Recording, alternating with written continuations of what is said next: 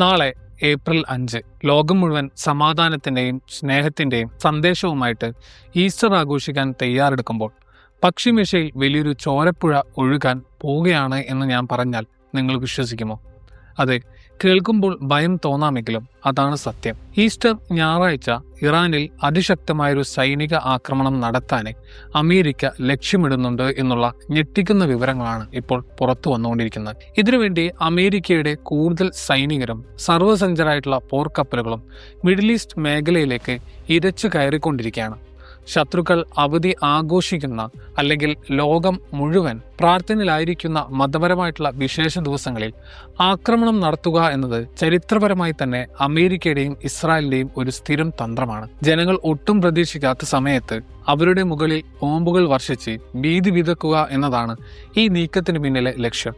എന്നാൽ എന്തിനാണ് അമേരിക്ക ഇപ്പോൾ ഇത്രത്തോളം തിടുക്കപ്പെട്ട് ഇത്രയും വലിയൊരു ആക്രമണത്തിന് കോപ്പുകൂട്ടുന്നത് എന്ന് നിങ്ങൾ ചിന്തിച്ചിട്ടുണ്ടോ? അതിനുള്ള ഉത്തരം കിടക്കുന്നത് കഴിഞ്ഞ ദിവസങ്ങളിൽ അമേരിക്കയ്ക്ക് ഇറാനിൽ നിന്നും നേരിടേണ്ടി വന്ന കനത്ത നാണക്കേടിലും തിരിച്ചടിയിലുമാണ്. ലോകത്തിനു മുന്നിൽ അമേരിക്കൻ സൈന്യത്തിന്റെ അഹങ്കാരമായിരുന്ന പലതും കഴിഞ്ഞ ദിവസങ്ങളിൽ ഇറാന്റെ മണ്ണിൽ തകർന്നു വീണു. കുറച്ച് ദിവസങ്ങൾക്ക് മുമ്പ് അമേരിക്കൻ പ്രസിഡന്റ് ഡൊണാൾഡ് ട്രംപ് വളരെ ആവേശത്തോടെ ലോകത്തോട് വിളിച്ചു പറഞ്ഞ ഒരു കാര്യമുണ്ട്. ഇറാന്റെ വ്യോമ പ്രതിരോധ സംവിധാനങ്ങൾ, അതായത് എയർ ഡിഫൻസ് സിസ്റ്റം, അമേരിക്ക പൂർണ്ണമായും തകർത്തെറിഞ്ഞിരിക്കുന്നു എന്നും ഇനി ഇറാന്റെ ആകാശത്ത് അമേരിക്കൻ വിമാനങ്ങൾക്ക് യാതൊരു ഭയവുമില്ലാതെ പറക്കാം എന്നുമായിരുന്നു ആ അവകാശവാദം.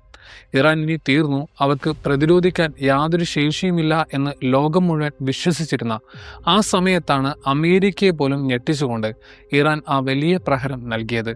അമേരിക്കയുടെ ഏറ്റവും മികച്ച അത്യാധുനിക പോർവിമാനങ്ങളിൽ ഒന്നായിട്ടുള്ള F-15 ഇ സ്ട്രൈക്ക് ഈഗിൾ എന്ന വിമാനത്തെ ഇറാന്റെ ആകാശത്ത് വെച്ച് അവർ വെടിവെച്ചിട്ടു. വെറുമൊരു വിമാനം മാത്രമല്ല, 5ഓളം അമേരിക്കൻ ഡ്രോണുകളും മിസൈലുകളും ഇറാൻ കഴിഞ്ഞ ദിവസം തകർത്തെറിഞ്ഞു. ഒരു നിമിഷം നിങ്ങൾ ഇതൊന്ന് ആലോചിച്ച് നോക്കൂ. എല്ലാം തകർത്തു എന്ന് അമേരിക്ക അഹങ്കരിച്ച അതേ ആകാശത്ത് വെച്ചാണ് കോടിക്കണക്കിന് ഡോളർ വിലമതിക്കുന്ന അമേരിക്കൻ യുദ്ധവിമാനങ്ങൾ അഗ്നിഗോളങ്ങളായിട്ട് താഴേക്ക് പതിച്ചത്. അമേരിക്കയെ സംബന്ധിച്ചിടത്തോളം ഇതൊരു ചെറിയ തിരിച്ചടിയല്ല, അവരുടെ സൈനിക മേധാവിത്വത്തിന് മേൽ ഏറ്റ ഏറ്റവും വലിയ പ്രഹരമാണിത്. ഇവിടെയാണ് ഏറ്റവും വലിയ ചോദ്യം ഉയരുന്നത്. എല്ലാം തകർക്കപ്പെട്ടു എന്ന് അമേരിക്ക കരുതിയ എയർ ഡിഫൻസ് സിസ്റ്റം പിന്നെ എവിടെ നിന്നാണ് പെട്ടെന്ന് മുളച്ചു വന്നത്? ലോകത്തിലെ ഏറ്റവും വലിയ ചാരസംഘടനകളായിട്ടുള്ള അമേരിക്കയുടെ CIA-ക്കും ഇസ്രായേലിന്റെ മൊസാദിന് പോലും കണ്ടെത്താൻ കഴിയാത്ത ഒരു രഹസ്യ ലോകം ഇറാനിലുണ്ടെന്നതാണ് സത്യം. വിദേശ രാജ്യങ്ങളിൽ നിന്നും വില കൊടുത്തു വാങ്ങുന്ന ആയുധങ്ങൾക്കപ്പുറം ഇറാൻ തങ്ങളുടെ സ്വന്തം മണ്ണിൽ സ്വന്തം സാങ്കേതിക വിദ്യ ഉപയോഗിച്ച് വികസിപ്പിച്ചെടുത്ത അത്യാധുനിക വ്യോമ പ്രതിരോധ സംവിധാനങ്ങൾ അവർക്കുണ്ട്. ഇത്രയും കാലം ഇതാരും കണ്ടിരുന്നില്ല. കാരണം ഇവയൊന്നും ഭൂമിക്ക് മുകളിലായിരുന്നില്ല സ്ഥാപിച്ചിരുന്നത്. പർവ്വതങ്ങൾക്കുള്ളിലും ഭൂമിക്കടിയിലുമായിട്ട് നിർമ്മിച്ചിരിക്കുന്ന തുരങ്കങ്ങളിലും അജ്ഞാതമായിട്ടുള്ള ഭൂഗർഭ നഗരങ്ങളിലുമാണ് ഇറാൻ ഈ ആയുധങ്ങളെല്ലാം ഒളിപ്പിച്ചു വെച്ചിരുന്നത്.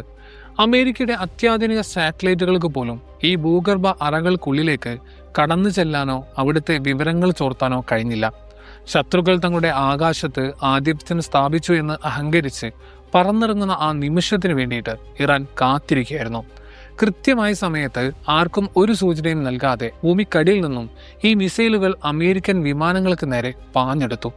അമേരിക്കൻ ഇന്റലിജൻസ് സംവിധാനങ്ങളുടെ എക്കാലത്തെയും വലിയൊരു പരാജയമായി ഇത് ചരിത്രത്തിൽ രേഖപ്പെടുത്തപ്പെടും. അമേരിക്കൻ വിമാനങ്ങളെ തകർത്തുകൊണ്ട് സ്വന്തം ആകാശം കാക്കുക മാത്രമല്ല ഇറാൻ ചെയ്തത്, ശത്രുവിന്റെ മണ്ണിലേക്ക് കൃത്യമായിട്ടുള്ള ആക്രമണങ്ങൾ അഴിച്ചുവിടാനും അവർക്ക് കഴിഞ്ഞു.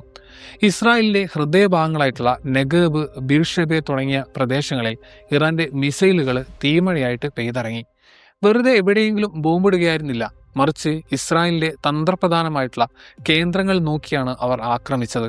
അവിടെ ഉണ്ടായിരുന്ന ഏറ്റവും വലിയ ഒരു ഡ്രോൺ നിർമ്മാണ ഫാക്ടറി പൂർണ്ണമായിട്ടും ചാമ്പലായെന്ന റിപ്പോർട്ടുകൾ പുറത്തു വരുമ്പോൾ നമ്മൾ മനസ്സിലാക്കേണ്ടത് ഇറാന്റെ ആക്രമണങ്ങളുടെ കൃത്യത എത്രത്തോളം ഉണ്ട് എന്നുള്ളതാണ്. തങ്ങളുടെ മണ്ണിൽ ഒരു ബോംബ് വീണാൽ ശത്രുവിൻ്റെ മണ്ണിലെ ഏറ്റവും പ്രധാനപ്പെട്ട കേന്ദ്രങ്ങൾ തന്നെ തകർത്തിരിക്കും എന്ന വലിയൊരു സന്ദേശമാണ് ഇറാൻ ഇതിലൂടെ ഇസ്രായേലിനും അമേരിക്കയ്ക്കും നൽകിയത്. ഇത്രയൊക്കെ യുദ്ധവും നാശനഷ്ടങ്ങളും ഉണ്ടാകുമ്പോൾ സാധാരണഗതിയിൽ ഒരു രാജ്യത്തെ ജനങ്ങൾ വലിയ ഭീതിയിലാകേണ്ടതാണ്.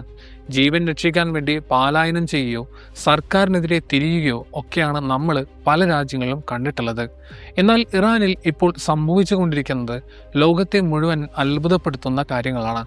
ദിവസവും തലക്ക് മുകളിൽ മിസൈലുകൾ ചീറിപ്പായുമ്പോഴും ഇറാനിലെ സാധാരണ ജനങ്ങൾ ഒട്ടും ഭയപ്പെടുന്നില്ല എന്നതാണ് യാഥാർത്ഥ്യം.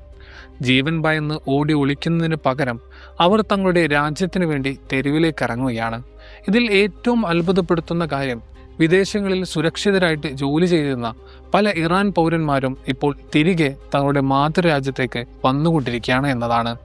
രാജ്യം വലിയൊരു യുദ്ധത്തെ നേരിടുമ്പോൾ എങ്ങനെയെങ്കിലും നാടുവിടാൻ ശ്രമിക്കുന്നവർക്കിടയിൽ സ്വന്തം നാടിനെ സംരക്ഷിക്കാൻ വേണ്ടി യുദ്ധമുഖത്തേക്ക് തിരികെ വരുന്ന ഈ ജനതയെ അമേരിക്ക എങ്ങനെയാണ് തോൽപ്പിക്കുക? ആഭ്യന്തരമായിട്ട് ഇറാൻ സർക്കാരിനോട് വിയോജിപ്പുള്ളവരും ഭരണകൂടത്തെ എതിർക്കുന്നവർ പോലും ഇപ്പോൾ ഒറ്റക്കെട്ടാണ്. രാഷ്ട്രീയമായിട്ടുള്ള അഭിപ്രായ വ്യത്യാസങ്ങൾ എന്തു തന്നെയായാലും രാജ്യത്തിന് ഒരു ആപത്ത് വരുമ്പോൾ ഞങ്ങൾ ഒറ്റക്കെട്ടായി നിൽക്കും എന്ന് അവർ പ്രഖ്യാപിച്ചിരിക്കുകയാണ്. ഒരു രാജ്യത്തിൻ്റെ യഥാർത്ഥ ശക്തി എന്നത് അവരുടെ ആയുധ പുരകളല്ല, മറിച്ച് രാജ്യത്തിന് വേണ്ടി മരിക്കാൻ പോലും തയ്യാറുള്ള ഈ ജനതയാണെന്ന് ഇറാൻ തെളിയിച്ചു കൊണ്ടിരിക്കുന്നു.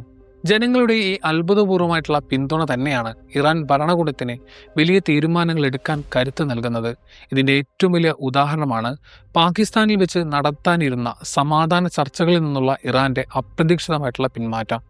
അമേരിക്കയുമായിട്ട് ചർച്ച നടത്താമെന്ന് പാകിസ്ഥാൻ നിർദ്ദേശിച്ചപ്പോൾ ഇറാൻ വളരെ കൃത്യമായിട്ട് അത് തള്ളിക്കളഞ്ഞു. അതിന് പ്രധാനമായിട്ടും 2 കാരണങ്ങളാണുള്ളത്. ഒന്നാമതായിട്ട്, അമേരിക്ക മുന്നോട്ട് വെച്ച നിബന്ധനകൾ ഒരു കാരണവശാലും ഒരു സ്വതന്ത്ര രാജ്യത്തിന് അംഗീകരിക്കാൻ കഴിയുന്നതായിരുന്നില്ല. തങ്ങളുടെ ആയുധങ്ങൾ താഴെ വെക്കാനും പ്രതിരോധം അവസാനിപ്പിക്കാനും പറയുന്ന ആ നിബന്ധനകൾ ഇറാന്റെ പരമാധികാരത്തിന് മേലുള്ള കടന്നുകയറ്റമായാണ് അവർ കണ്ടത്.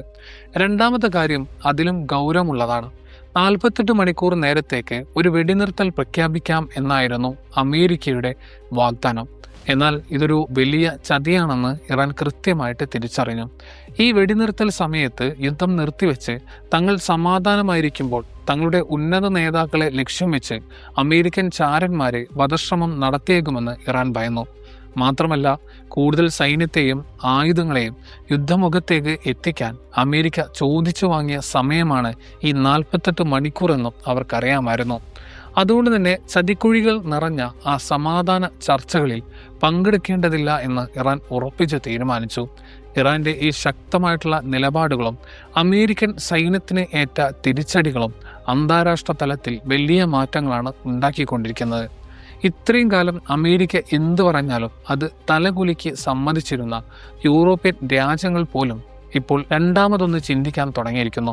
ഇതിൻ്റെ ഏറ്റവും വലിയ തെളിവ് ഫ്രാൻസിൻ്റെ നിലപാടിൽ വന്ന മാറ്റമാണ്.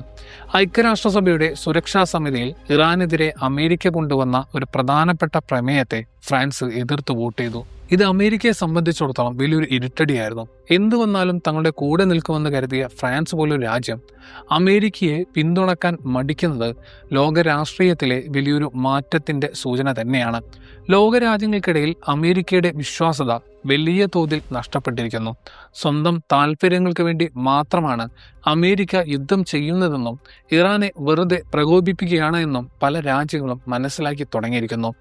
ചുരുക്കത്തിൽ പറഞ്ഞാൽ അമേരിക്കയേക്കാൾ കൂടുതൽ ലോകരാജ്യങ്ങൾ ഇപ്പോൾ ഇറാന്റെ വാക്കുകളെ വിശ്വാസത്തിലെടുക്കാൻ തുടങ്ങിയിരിക്കുന്നു എന്നുള്ളതാണ്. ഇത് നയതന്ത്ര തലത്തിൽ ഇറാൻ നേടിയ ഏറ്റവും വലിയ വിജയമാണ്. ഇതെല്ലാം കൂട്ടി വായിക്കുമ്പോഴാണ് ഈസ്റ്റർ ഞായറാഴ്ചയിലെ ആക്രമണം സാധ്യതയുടെ ഗൗരവം നമുക്ക് ശരിക്കും മനസ്സിലാക്കുക. ഒരു വശത്ത് ലോകത്തിനു മുന്നിൽ നാണം കെട്ട അമേരിക്കൻ സൈന്യം തങ്ങളുടെ നഷ്ടപ്പെട്ട പ്രതാപം വീണ്ടെടുക്കാൻ വേണ്ടി എന്തും ചെയ്യാൻ മടിക്കാത്ത അവസ്ഥയിലാണ് നിൽക്കുന്നത്. തങ്ങളുടെ അത്യാധുനിക വിമാനങ്ങൾ വെടിവെച്ചിട്ട് ഇറാനോട് പകരം ചോദിച്ചേ മതിയാകൂ എന്ന വാശിയിലാണ് അമേരിക്കൻ പ്രതിരോധ വകുപ്പ്. അതിനുവേണ്ടി എത്ര വലിയ വില കൊടുക്കാനും അവർ തയ്യാറാണ്.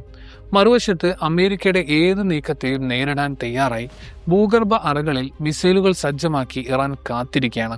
ജനങ്ങളുടെ വലിയ പിന്തുണയും അന്താരാഷ്ട്ര തലത്തിൽ ലഭിക്കുന്ന അനുകൂല സാഹചര്യങ്ങളും ഇറാന്റെ ആത്മവിശ്വാസം വാനോളം ഉയർത്തിയിട്ടുണ്ട്. സമാധാനത്തിന്റെ വെള്ളരിപ്രാവുകളായിട്ട് ആര് വന്നാലും അതിന് പിന്നിലെ ചതി തിരിച്ചറിയാനുള്ള ബുദ്ധി ഇപ്പോൾ അവർക്കുണ്ട്. നാളെ വന്നെത്താൻ പോകുന്ന ആ ഞായറാഴ്ച ഒരുപക്ഷെ ചരിത്രത്തിലെ തന്നെ ഏറ്റവും നിർണായകമായിട്ടുള്ള ദിവസങ്ങളിൽ ഒന്നായിട്ട് മാറിയേക്കാം. അമേരിക്കൻ പോർവിമാനങ്ങൾ ഇറാന്റെ ആകാശത്തേക്ക് വീണ്ടും ഇരച്ചു കയറുമോ? അതോ ഇറാന്റെ രഹസ്യ മിസൈലുകൾ അമേരിക്കൻ സ്വപ്നങ്ങളെ വീണ്ടും കരിച്ചു കളയുമോ? ലോകം മുഴുവൻ ശ്വാസമടക്കി പിടിച്ചാണ് ആ നിമിഷങ്ങൾക്കായിട്ട് കാത്തിരിക്കുന്നത്. യുദ്ധം എന്നത് ആർക്കും ഒരു നേട്ടവും ഉണ്ടാക്കി കൊടുക്കില്ലെങ്കിലും അഭിമാനത്തിൻ്റെയും നിലനിൽപ്പിൻ്റെയും ഈ പോരാട്ടത്തിൽ ആരും എളുപ്പത്തിൽ പിന്മാറാൻ തയ്യാറല്ല.